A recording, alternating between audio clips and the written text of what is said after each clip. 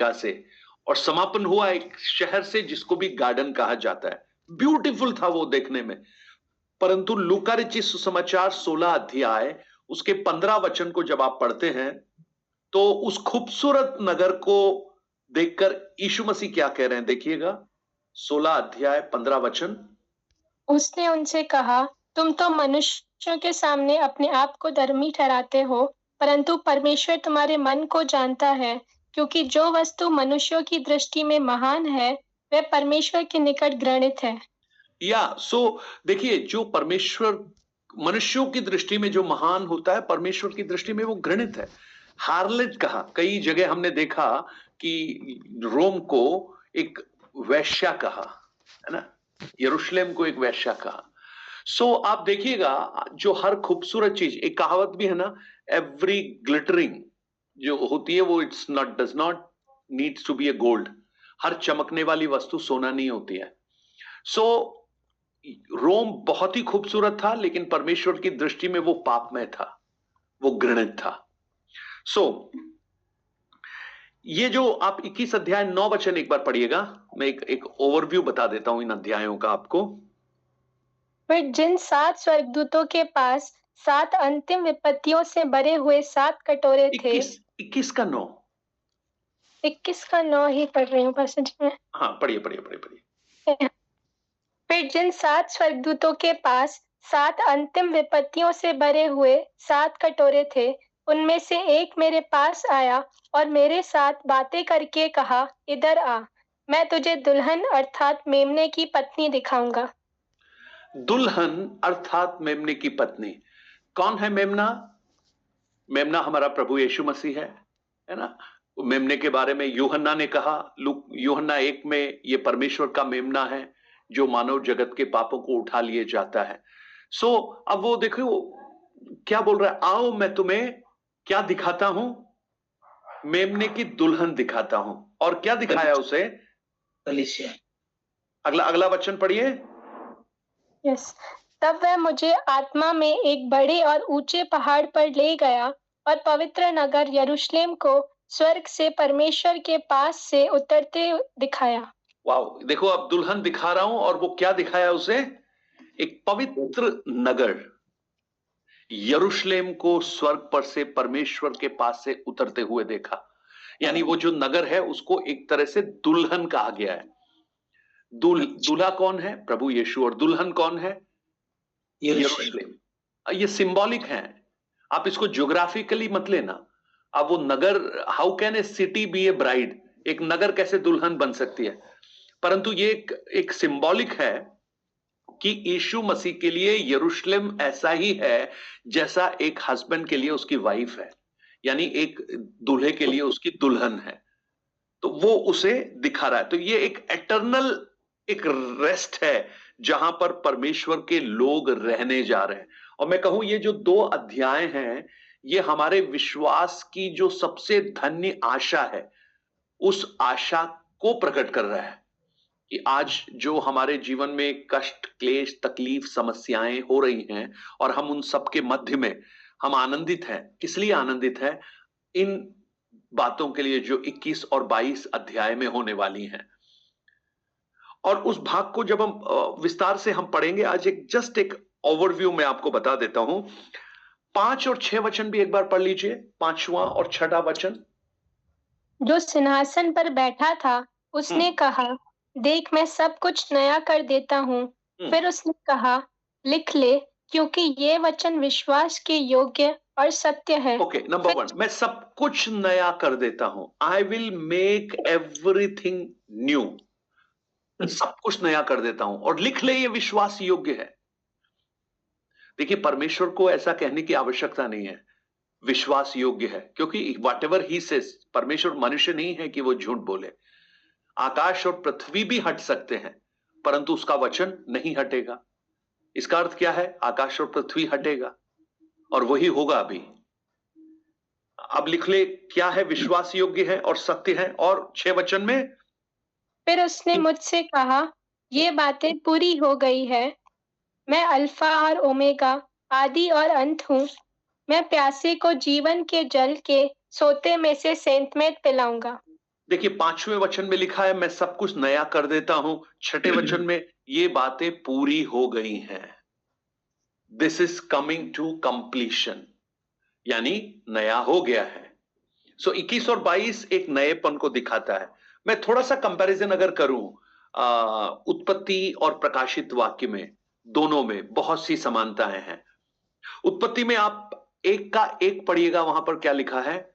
आदि में वचन, आदि में परमेश्वर ने आकाश और पृथ्वी को बनाया। और 21 का एक देखिएगा, फिर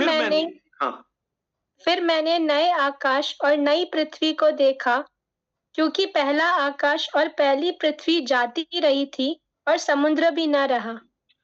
देखिए पहला उत्पत्ति 1 के 1 में आदि में परमेश्वर ने आकाश और पृथ्वी को बनाया, और प्रकाशित वाक्य जो अंतिम पुस्तक है उसके 21 के 1 में भी यही लिखा है, फिर मैंने नए आकाश और नई पृथ्वी को देखा।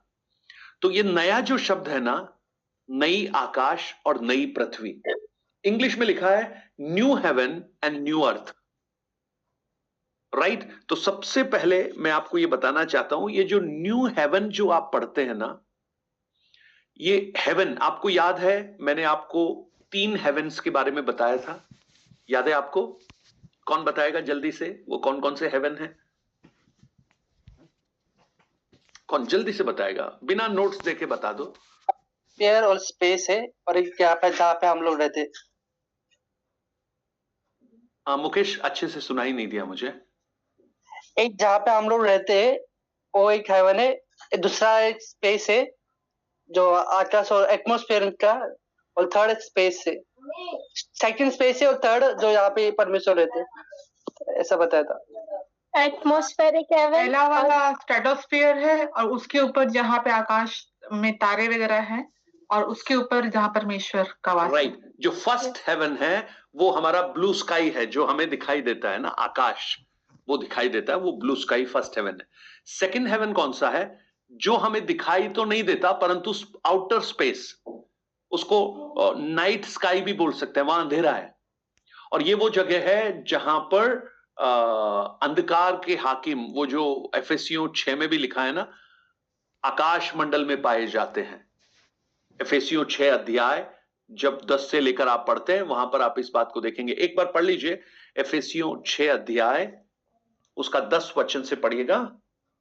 निदान प्रभु में और उसकी शक्ति के प्रभाव में बलवंत बनो, परमेश्वर के सारे हथियार बांध लो कि तुम शैतान की युक्तियों के सामने खड़े रह सको, क्योंकि हमारा यह मलयुद्ध लहू और मांस से नहीं, परंतु प्रधानों से और अधिकारियों से और इस संसार के अंधकार के हाकिमों से और उस दुष्टता की आत्मिक सेनाओं से है जो आकाश में है। जो आकाश में है, ये जो आकाश लिखा गया है, ये वो नहीं है जो हमें दिखाई देता है, लेकिन इसके ऊपर स्काई, वो आउटर स्पेस जहां पे गैलेक्सीज है ना, जहां तारे हैं, वो वहां पर अंधकार के हाकिम, उसको दूसरा हेवन बोला गया है। और तीसरा हेवन कौन सा है? The dwelling place of God, जहां पर परमेश्वर रहते हैं। सो ये जो लिखा है 21 अध्याय में, नया आकाश और नई पृथ्वी, तो ये जो नया शब्द है ना, ये एक ग्रीक वर्ड है काइनोस, जिसका अर्थ है न्यू इन कैरेक्टर, चरित्र में, अपने गुण में नया, फ्रेश, बिल्कुल ताजा, एंड बेटर, मतलब पुरानी पृथ्वी से बहुत बेटर, न्यू इन क्वालिटी, मतलब गुण में उत्तम। लेकिन अब आप देखिए, ये आप जब न्यू हेवन और न्यू अर्थ आप देखेंगे, तो आप ये मत समझिएगा कि ये हेवन वो है जहां पर गॉड ड्वेल करता है, राइट? गॉड ड्वेल करने वाला हेवन नहीं है ये, लेकिन ये हेवन हमारे लिए, परमेश्वर के लोगों के लिए खास तौर से बनाया गया एक हेवन है, जहां पर प्रभु यीशु अपने लोगों के साथ हमेशा हमेशा के लिए रहने वाला है। आपको, मुझे मालूम है कई सारे कंफ्यूजन होंगे, लेकिन आप बाद में पूछिएगा, राइट?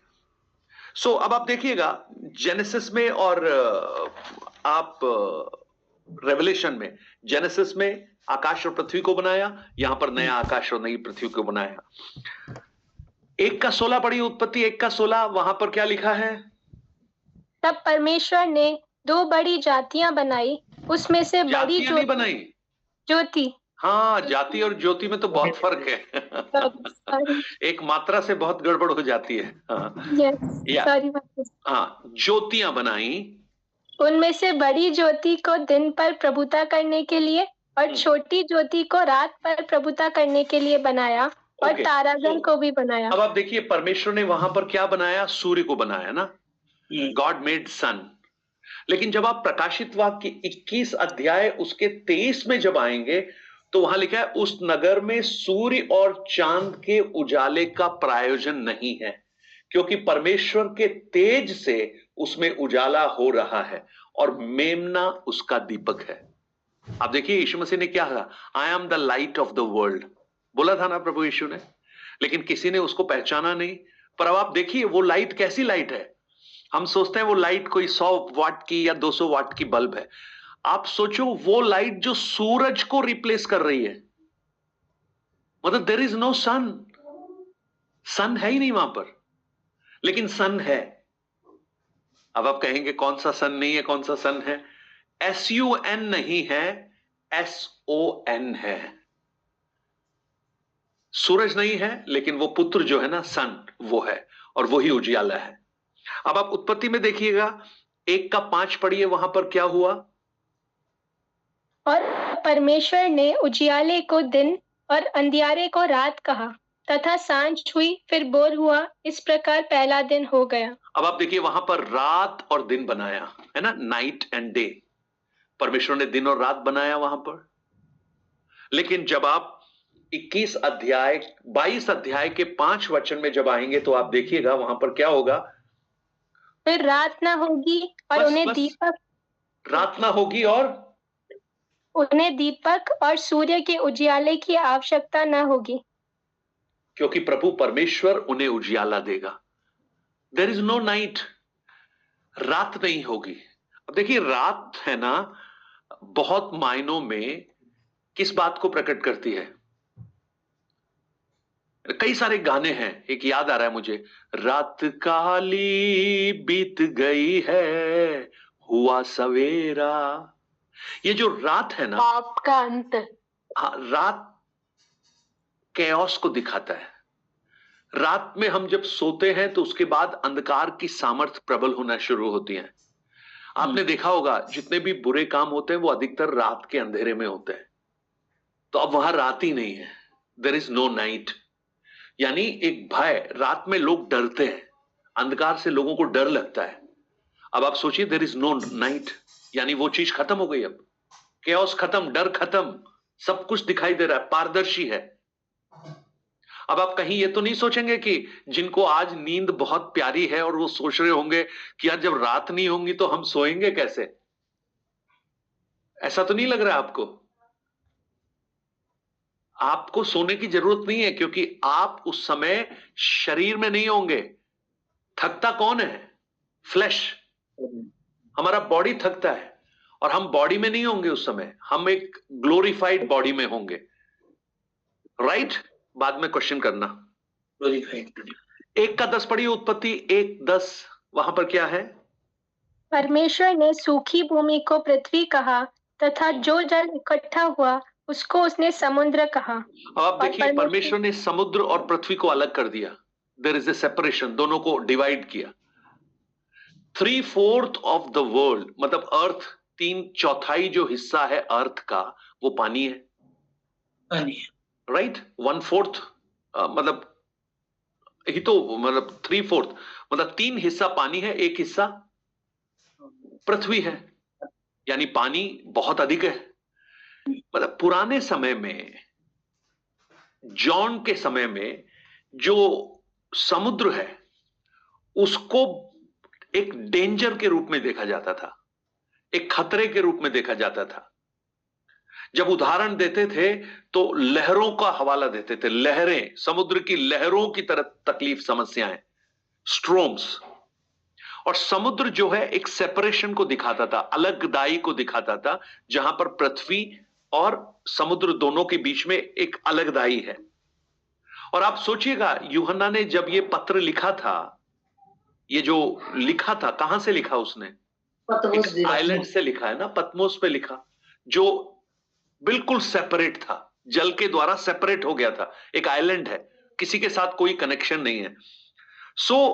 जब यहां पर लिखा गया परमेश्वर ने समुद्र बनाया, लेकिन नए आकाश और नई पृथ्वी में समुद्र नहीं है। इसका मतलब क्या है?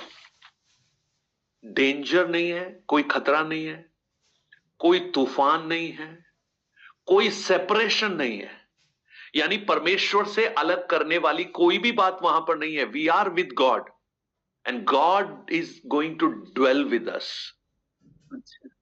और देखिए कितना बड़ा फर्क है। आदन की वाटिका में प्रति शाम को परमेश्वर आकर बात करना चाहते थे आदम और हवा से। जी। शाम को आते थे, बाकी स्वर्ग में थे वो। अब आप थोड़ा सा समझिएगा, आपको वही कहानी समझ में आएगी। वहां लिखा है ना, परमेश्वर आते थे प्रति सांझ को।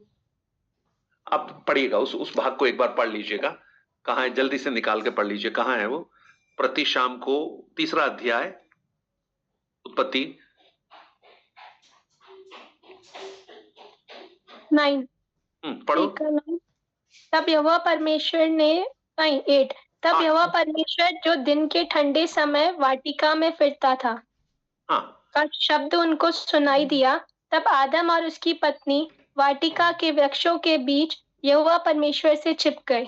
अब आप सोचिएगा, दिन के ठंडे समय में यानी शाम के समय में परमेश्वर वहां आते थे, और जब परमेश्वर वहां आए तो आदम और हवा को क्या करना पड़ा? अपने आप को छिपाना पड़ा। इसका मतलब परमेश्वर वहां नहीं थे। भाई अगर वहीं थे तो फिर छिपाने की क्या जरूरत थी? आपको मैं समझाने की कोशिश कर रहा हूं, आप समझिएगा। यानी आदम और हवा जहां थे वहां परमेश्वर हमेशा नहीं थे। इस भाग से समझ में आ रहा है आपको? शाम को आते थे तो फिर परमेश्वर कहां थे? बाकी समय स्वर्ग में थे। कहां थे? स्वर्ग में, अपने ड्वेलिंग प्लेस स्वर्ग में थे। इसका अर्थ क्या है? आदन की वाटिका को आप स्वर्ग नहीं बोल सकते। ये वो स्वर्ग नहीं है जहां परमेश्वर रहता है, परंतु वो स्वर्ग जैसा ही है। क्यों? क्योंकि वहां भी परमेश्वर की उपस्थिति है, और जो कुछ परमेश्वर ने बनाया बहुत ब्यूटीफुली वहां पर बनाया, बहुत ब्यूटीफुल बनाया। राइट? सो अब आप सोचिएगा, जब मैं ये कह रहा हूं न्यू हेवन, जब मैं बोल रहा हूं, तो ये वो जगह नहीं है जहां पर परमेश्वर रहता है। अच्छा। परंतु परमेश्वर ने अपने लोगों के रहने के लिए, जैसे आदन की वाटिका को बनाकर उसे बहुत ही खूबसूरत बनाया था और परमेश्वर की उपस्थिति वहां थी, उससे भी बेटर एक जगह परमेश्वर हमारे लिए तैयार कर रहा है। मतलब आप ये मत सोचिएगा कि वो आदन की वाटिका जैसा ही होगा, परंतु उससे बहुत बेटर होगा। उसका कारण जानते हैं क्या है? आदन की वाटिका में परमेश्वर सिर्फ शाम को आते थे, लेकिन यहां जो नई हेवन है, न्यू हेवन है, वहां पर प्रभु यीशु हमेशा वहां पर है, क्योंकि वो वहां की ज्योति है, वो वहां की रोशनी है, और वो अपनी दुल्हन के साथ है एटर्निटी के लिए। यूहन्ना 14 में यही तो कहा था प्रभु यीशु ने कि मेरे पिता के घर में रहने के बहुत से स्थान हैं, नहीं होते तो मैं तुमसे कह देता। मैं जा रहा हूं और शीघ्र वापस आऊंगा कि जहां मैं रहूं वहां तुम भी मेरे साथ रहो। सो हमेशा, so it's a more beautiful, new in character, new in beauty, और ऐसी बहुत सी बातें जो उस आकाश में, उस स्वर्ग में कमी थी, उसको भी वहां पर पूरा किया जा रहा है। अब देखिए उत्पत्ति में आ जाइए, फिर से 14 से लेकर 17 तक पढ़िएगा। उत्पत्ति 3 उसका 14 से 17। तब यहोवा परमेश्वर ने सर्प से कहा, तूने जो यह बात किया है, इसलिए तू सब घरेलू पशुओं और सब बनेले पशुओं से अधिक शापित है। तू पेट के बल चला करेगा और जीवन भर मिट्टी चाटता रहेगा। और मैं तेरे और इस स्त्री के बीच में और तेरे वंश और इसके वंश के बीच में बैर उत्पन्न करूंगा। वह तेरे सिर को कुचल डालेगा और तू उसकी एड़ी को डसेगा। फिर स्त्री ने उससे कहा, मैं तेरी पीड़ा और तेरी गर्भवती होने का दुख को अब ये कर्स शुरू हो रहा है, श्राप। वहां पर पहली बार कर्स की आरंभ हुई, वहां पर कर्स, श्राप। आज बहुत से लोगों के जीवन में कई प्रकार के श्राप पाए जाते हैं। कुछ हेरिडिटी से, फैमिली से आते हैं, कुछ लोग अपने चाल चलन के द्वारा, कुछ विचक्राफ्ट के द्वारा, कुछ अलग अलग रीति से श्रापों को अपने जीवन में आमंत्रित करते हैं, है ना। परमेश्वर ने कहा ना, मृत्यु और जीवन मैंने तेरे सामने रखा है, आशीष और श्राप मैंने तेरे सामने रखा है। और जब श्राप शुरू कहां से हुआ? उत्पत्ति से शुरू हुआ। लेकिन जब आप इस नए हेवन में जब आते हैं, इस न्यू अर्थ में जब आते हैं, वहां पर कोई कर्स है ही नहीं, अब कोई श्राप वहां नहीं है। पाप करने से मृत्यु ने मनुष्य के जीवन में प्रवेश किया, लेकिन जब हम उस नई पृथ्वी में होंगे, वहां पर क्या होगा? There is no more death. वहां पर कोई डेथ नहीं है, वहां पर कोई मृत्यु नहीं है। आयशिया की पुस्तक में हमने पढ़ा था, जकरिया की पुस्तक में हमने पढ़ा था, बहुत सारी हमने पढ़ी थी। 3 अध्याय 19 वचन जब उत्पत्ति को पढ़ेंगे, वहां पर देखिए क्या हो रहा है। और अपने माथे के पसीने की रोटी खाया करेगा और अंत में मिट्टी में मिल जाएगा। और 24 भी पढ़िए, 24 भी। 24, इसलिए आदम को उसने निकाल दिया और जीवन के वृक्ष के मार्ग का पहरा देने के लिए अदन की वाटिका के पूर्व की ओर करूबों को और चारों ओर घूमने वाले ज्वालामय तलवार को भी नियुक्त कर दिया। देखिए परमेश्वर ने क्या किया, मनुष्य को अपने पास से क्या कर दिया?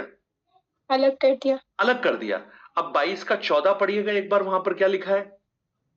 धन्य वे हैं जो अपने वस्त्र धो लेते हैं, क्योंकि उन्हें जीवन के वृक्ष के पास आने का अधिकार मिलेगा और वे फाटकों से होकर नगर में प्रवेश करेंगे। देखिए, एक तरफ तो उस जीवन के वृक्ष के पेड़ के चारों तरफ सुरक्षा के लिए बड़े कड़े प्रबंध किए, जिससे मनुष्य वहां पर ना आ पाए।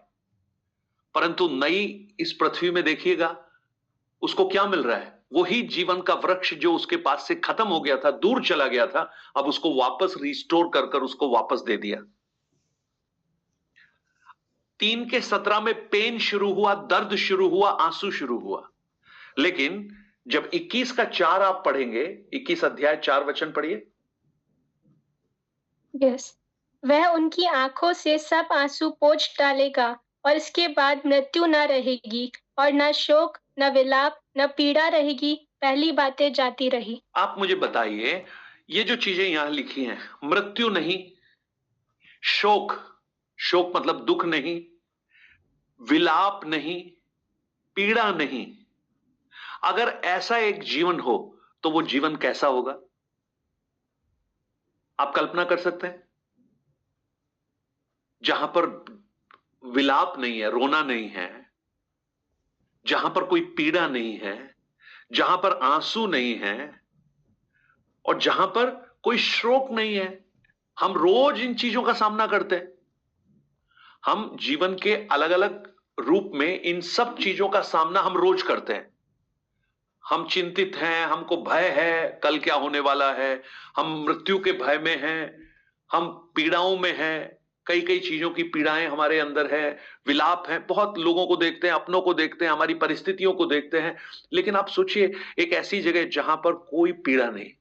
इसलिए जब परमेश्वर के भक्तों को इन सच्चाइयों के बारे में जानकारी मिली, तो उन्होंने इस संसार के दुख और पीड़ाओं पर ज्यादा ध्यान ही नहीं दिया। 2 कुरिन्थी 4 अध्याय 17 वचन एक बार पढ़ लो आप। वहां पर संत पौलुस क्या कह रहा है, कितनी गहरी बात बोल रहा है।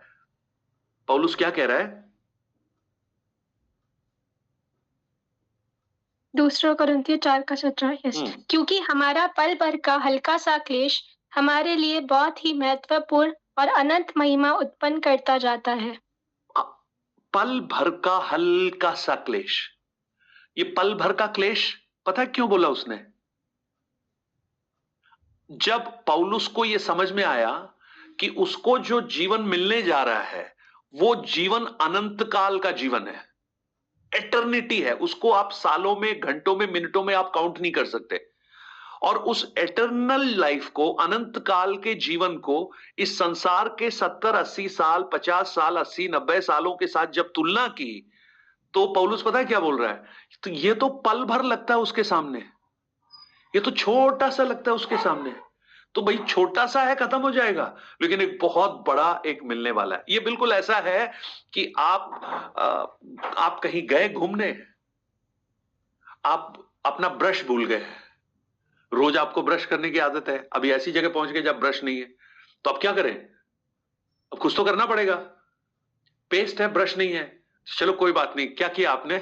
किया होगा ना आप में से कुछ लोगों ने, उंगली में लगा के फिर कर लिया, है ना? आपको मजा नहीं आ रहा है, आप मतलब कंफर्टेबल नहीं है इतना, आपको ऐसा लग नहीं रहा कि आपने किया है, लेकिन फिर भी आप जब कर रहे हैं तो यही तो बोल रहे हैं आप, अरे कोई बात नहीं, परसों हम पहुंच जाएंगे तो ब्रश है ना वहां पे, अब यहां नहीं है तो क्या करें? जब हम उस अनंत काल की तुलना यहां से करते हैं, उन भक्तों ने इसलिए यहां के जीवन को उन्होंने बहुत छोटा सा समझा, उनको जब वो सच्चाई, इसलिए पौलुस फिर, अगर आप पहला कुरिन्ती 15 अध्याय उसके 19 वचन को पढ़िएगा, पौलुस क्या कह रहा है? यदि हम केवल, हाँ पढ़ो।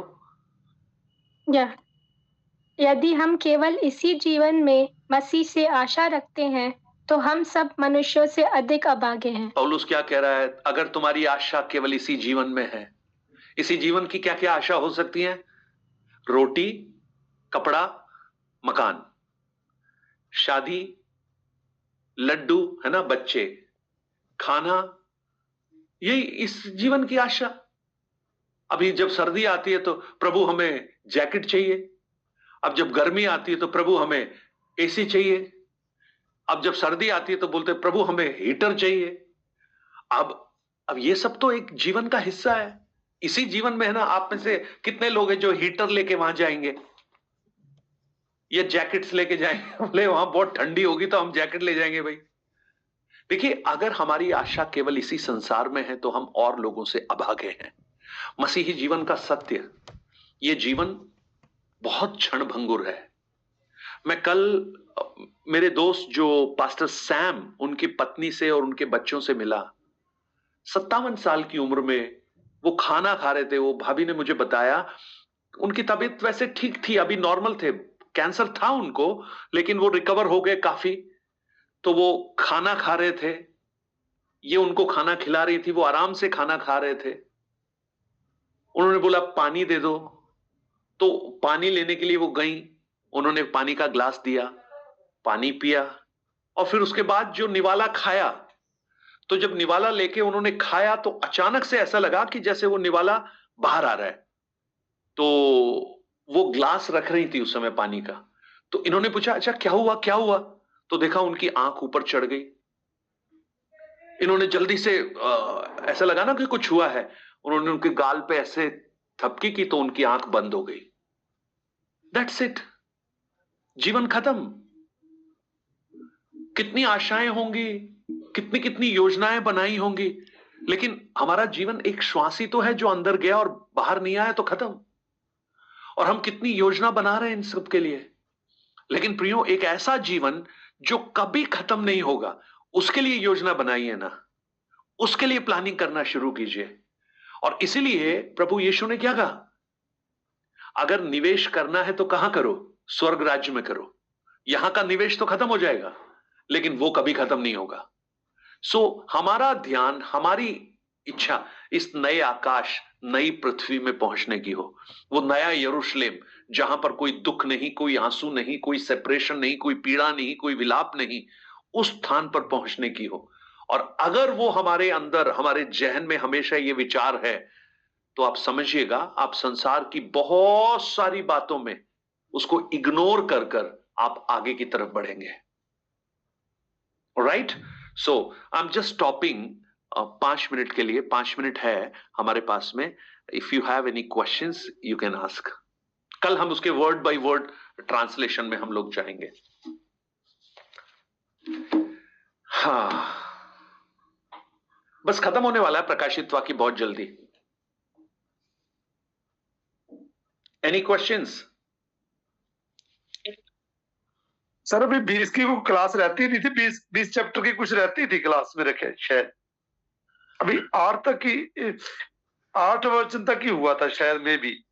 अरे शैतान को छोड़ो ना, शैतान को पता ही नहीं लगेगा, लेकिन मुझे क्या पता, स्टूडेंट भी थोड़े सीरियस हैं और वो भी देख रहे हैं। चलो आपने बोला, आपने, मैं आपको अलग से करवा दूंगा, बाकी किसी ने नहीं बोला इसलिए किसी को नहीं करवाऊंगा।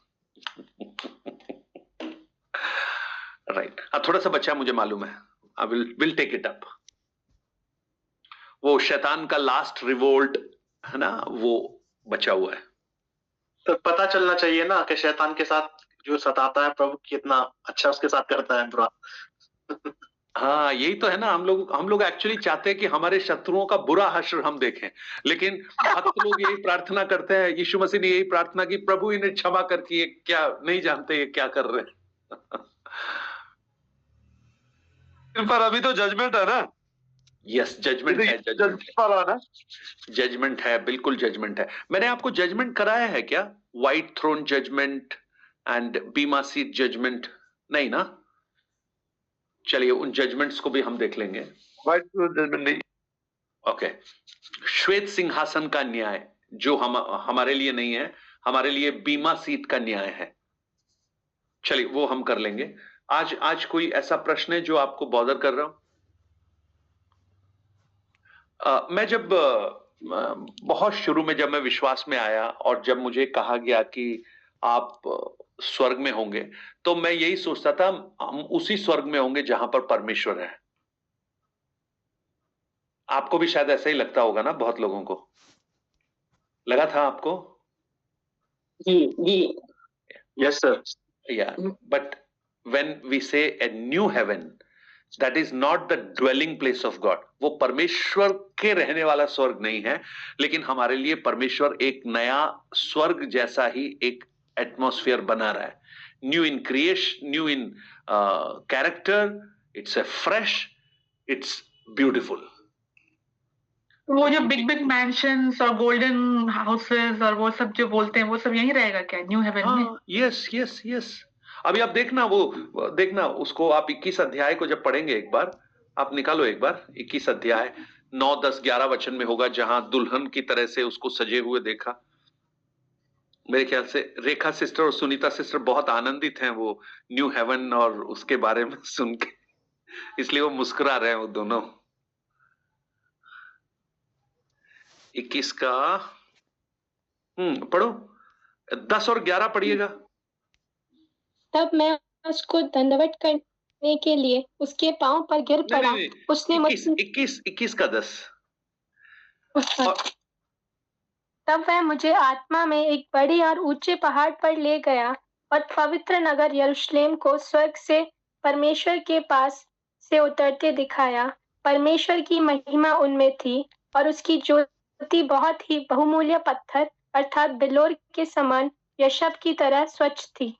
बहुत ही बहुमूल्य पत्थर, सोना पत्थर है, मालूम है आपको? ये सोना जब निकलता है ना खदान में से, अगर वो आपके सामने लाके डाल दें तो आप शायद उसको सड़क पे पत्थर की तरह से ठोकर मार के चले जाएंगे, क्योंकि वो उसमें वो चमक नहीं होती। लेकिन वो उसके बाद क्या होता है, उसको वहां से निकालकर आग में उसे तपाया जाता है, और जब आग में उसे तपाते हैं तो उसके अंदर की जो अशुद्धताएं हैं वो निकलती हैं, और उसके बाद उसका जो निखरा हुआ स्वरूप, जो गोल्ड जो कलर है, वो निकलकर बाहर आता है। तो जो पहचानने वाले हैं वो ही पहचान सकते हैं, नहीं तो सबको पहचान में नहीं आता है वो। सो देखिए यहां पर उसकी ज्योति बहुत ही बहुमूल्य पत्थर बिल्लौर के समान यशब की नाई स्वच्छता, तो ये सब मिल जाएगा वहां पे। अच्छा पास्टर साहब, ये जो आज जो हम लोग दुल्हन के बारे में पढ़ा, क्या ये दुल्हन कलीसिया की दुल्हन से अलग है? मैंने ये जो आप यरूशलेम जो है ना, यरूशलेम नगर, उसको किस तरह से देखा हमने? अभी हमने ये पढ़ा था, उसको एक बार फिर से पढ़ लो। एक नगर को किसके समान उतरते हुए देखा? दुल्हन के समान। तो आप मुझे बताइए, एक शहर कैसे दुल्हन हो सकती है? लाइटिंग से।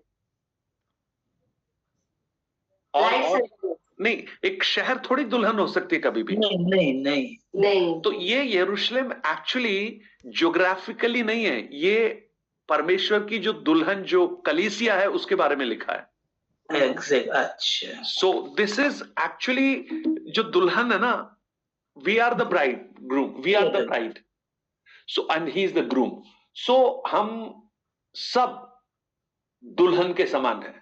हमारी ब्यूटी परमेश्वर की दृष्टि में, आज शायद हो सकता है आप इतने ब्यूटीफुल ना बोल लगते हो, और खास तौर से पति के लिए तो बिल्कुल नहीं लगते हो, लेकिन हमारा एक पति है जो स्वर्गिक है, वो उसके लिए हम सब बहुत ब्यूटीफुल है, प्रभु यीशु मसीह।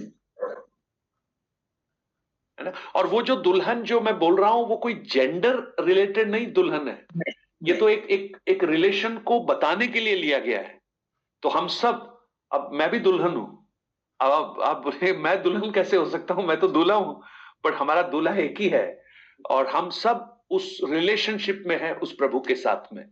तो यरूशलेम उस नगरी की सुंदरता को दिखाता है, यानी दुल्हन की सुंदरता को दिखाता है।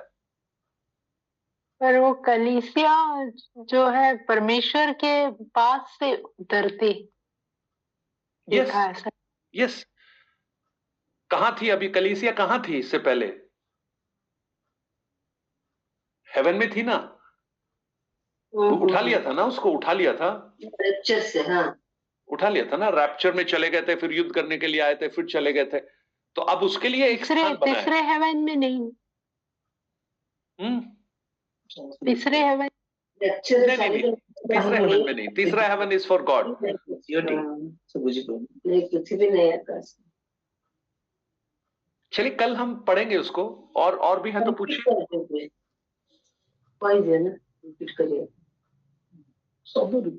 मैं आपको बताऊं, ये 21 और 22 अध्याय बहुत चुनौतियों से भरा हुआ है, और बहुत सारे इसमें से क्वेश्चंस हम पूछ सकते हैं। और मैं ऑनेस्टली बोलूं, बहुत सारी बातें तो मुझे भी नहीं मालूम है, कि वो तो हमें वहीं पता लगेगा जब वहां पहुंचेंगे। जब हम सब पहुंच जाएंगे तो आप मुझे बताना, देखो पास्टर जी आपने बताया नहीं था, अभी देख लिया मैंने। पास्टर जी जैसे हम यहाँ पर बैठे हैं वैसे ही वहां पर पाए जाएंगे। देखिए, हम बॉडी में तो होंगे, लेकिन उस बॉडी में फ्लैश और ब्लड नहीं होगा। अब वो कैसी बॉडी होगी आप कल्पना कर सकते हैं। हम ग्लोरीफाइड बॉडी में होंगे, और हम अगर वहां पर आराधना भी कर रहे हैं, वहां पर उसके साथ भोजन भी कर रहे हैं, तो इसका हम सेवा भी कर रहे हैं, इसका मतलब हम कार्य भी कर रहे हैं ना। आदम की वाटिका में आदम खाता भी था, आदम वहां पर सुरक्षा भी करता था, आदम एक जगह से दूसरी जगह में जाता भी था, तो हम भी ऐसे ही होंगे। आदम तो शरीर को अमित क्लियर। अब आपकी कुर्सी जिसमें बैठे हो वो जरूर नहीं होगी वहां पे। सर मैं तो जमीन पर बैठा हूँ। अच्छा, आप जमीन पे बैठे हो, तो जमीन तो पक्का होगी, और वो सोने की होगी, वो यशब और बिल्लौर वो लिखा हुआ है। तो अगर सोना अगर मिलेगा तो फिर कुर्सी पे कौन बैठेगा? सब नीचे ही बैठेंगे फिर तो। जैसे बच्चे होते हैं ना, दरी पे बैठा दो तो उंगली से छीलते और रहते हैं, ऐसे भी शायद कर सकते हैं। चलिए जोक सपाट, लेट्स प्रे, हम प्रार्थना करें और प्रभु से कहें, प्रभु कितना खूबसूरत एक वायदा आपने हमें दिया है, और उसका वायदा कभी खत्म नहीं होगा।